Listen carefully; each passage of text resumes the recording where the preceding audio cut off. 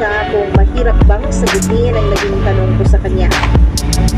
Ang sabi niya, Mama Mia, ay parang corny daw ang tanong ko.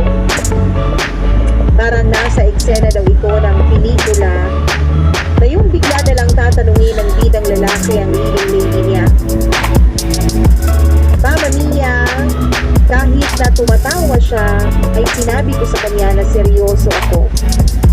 Tinanong ko siya kung mahal ba niya ako.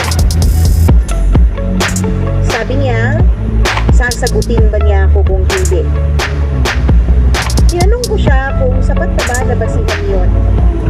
Ang sabi niya, Mama Mia, ay sinagot niya ako kahit na may mga tapos lang na may mangyari sa aming dalawa, ay hindi ko na napigilan ang sarili kong tanungin siya ng isang tanong na matagal nang bumabagabag sa akin.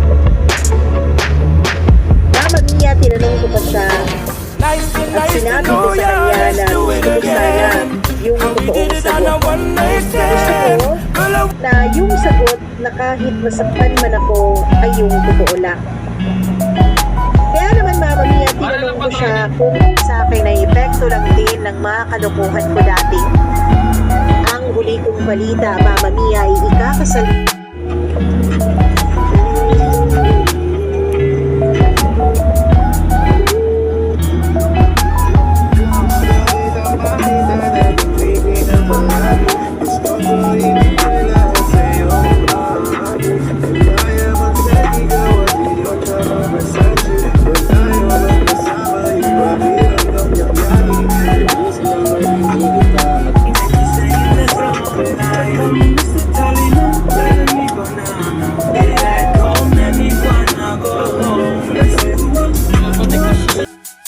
Napanatag na ang kanyang loob.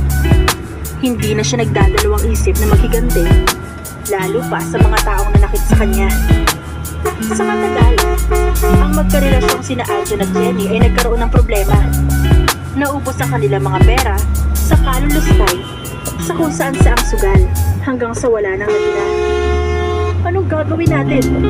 Magsasara na ang kumpanya. Wala tayong pera pantambal sa mga utang.